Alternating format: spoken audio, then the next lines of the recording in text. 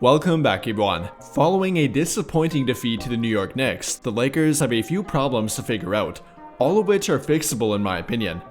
And I feel like a lot of people are thinking the same thing about them right now. With that being, how can they go from looking like one of, if not the best team in the entire league throughout the in-season tournament, to now looking the way they do right now? And we're going to talk about that during today's video. Before we get into it though, I would genuinely appreciate it if you could take a brief moment to drop a like, subscribe to the channel if you have not already, and hit that notification bell to never miss out when I upload a video. But without further ado, let's dive right into it.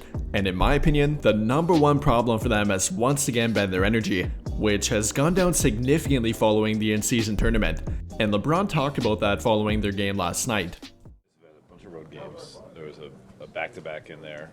Guys had illnesses. Guys have had some injuries. How much of the 1-3 record since Vegas is that combination of things, and how much do you think is just the come down from what you accomplished? I mean, it could be a little bit of everything. I don't know. I mean, have you seen Indiana's record since Vegas? 1-4. And tonight, you see tonight too. So there's something to that, probably beyond the other stuff. could be. What do you think of the banner ceremony? I think it's awesome. To be acknowledge, wins throughout the course of a marathon. I think that's it's pretty cool, and that's the first. It's the inauguration of it. We was able to win it, so. For our fans that didn't get an opportunity to be in Vegas, they got an opportunity to kind of share that celebration with us tonight, share that moment, something that we'll live on forever for sure. Here, so it's good. It's a good moment. I mean, it's really not that shocking. The in-season tournament gave them a short-term goal to play for, and for a team like the Lakers who are led by two veteran players in LeBron and Anthony Davis, it really helps to have something to play for during a long 82-game NBA season. Now, don't get me wrong, I'm not saying that makes it okay for them to lack motivation, which they definitely do at times throughout the regular season, and we are getting a glimpse of that right now. I know we've talked plenty about their problems during the first quarter, but that's really the best way to point it out. It may have been trending upward during the in-season tournament, but they're back down to a negative 93 plus-minus rating during the first quarter, bottom 3 in the entire league. And when they enter a game with a lack of energy, it tends to put them down big early, and that requires them to spend even more energy to make their comeback.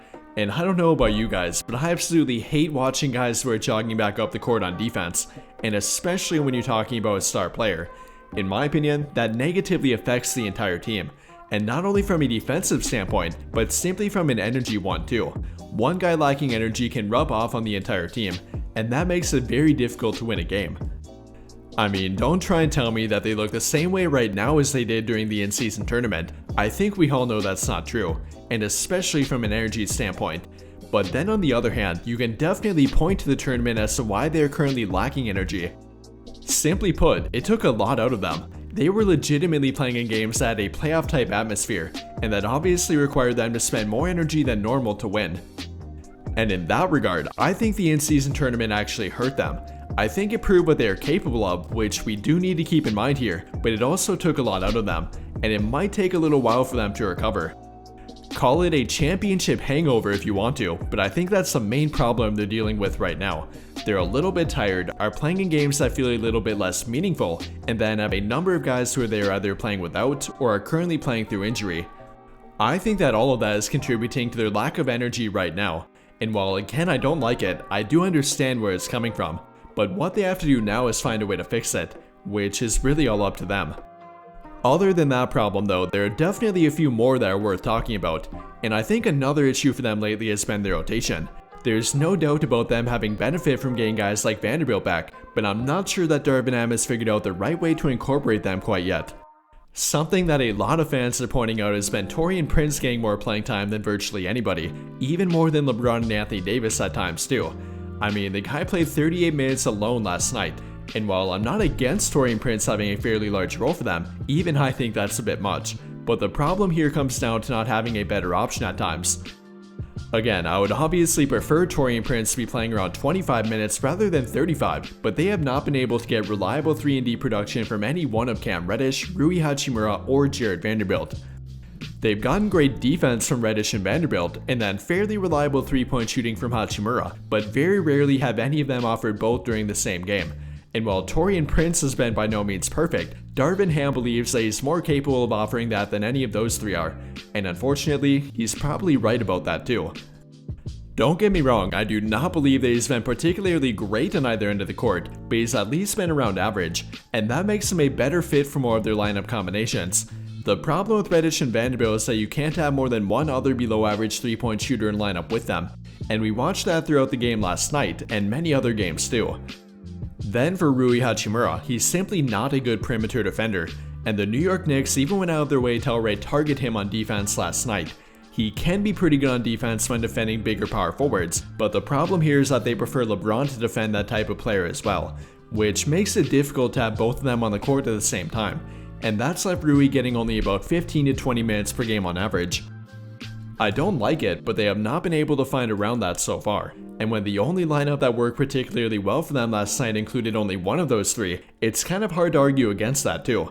If we take a look at that lineup, it included D'Angelo Russell, Austin Reeves, Taurean Prince, Jared Vanderbilt, and Anthony Davis, who went on a 19-6 run during the final 4 minutes of the second quarter. In my opinion, that was the only good stretch they had all game on both ends of the court. They played hard on defense, while at the same time being efficient on offense, and pretty much all of it was run through Anthony Davis. But getting back to my point here, they have not been able to figure out their rotation quite yet, and it's led to guys like Hachimura, Reddish, and Vanderbilt getting inconsistent playing time, and of course with Taurean Prince often getting more of it than them, which again, likely comes down to his theoretical fit within most of their lineups. At the end of the day, it's really hard to have guys around LeBron and Anthony Davis who can't draw defenders away from them, and even when Taurean Prince has a 3 of 13 shooting night like he did last night, he is still able to have more shooting gravity than either one of Reddish or Vanderbilt, along with being a better perimeter defender than Hachimura. But let me be very clear, I for one don't think that he should be playing this much. I'm simply telling you why they think he is playing this much, which for better or worse will likely continue going forward. With all of that being said though, are they really unfixable problems? No, I don't believe that they are. I think that simply playing with more energy, much like they did during the in-season tournament games, would immediately help cover up, if not even outright fix a lot of their problems. In my opinion, their rotation problem often comes down to them playing from behind, which requires them to have a good fitting offensive lineup that doesn't give up too much on defense, and that to me is one of their primary weaknesses. They simply don't have enough 3-point shooting, and especially not 3-and-D talent to make many of those lineups, and that often leads to them repeatedly turning to the same players. But again, if they play with more energy, along with being more committed on defense throughout the early portion of the game, that alone will prevent that from being a major issue, which will then allow them to play through their strengths. With all of that being said though, what do you guys think? Would you agree with their energy problem being a result of the in-season tournament, or do you think it goes beyond that alone? And then what do you think they should do about their rotation problem? Comment your thoughts down below.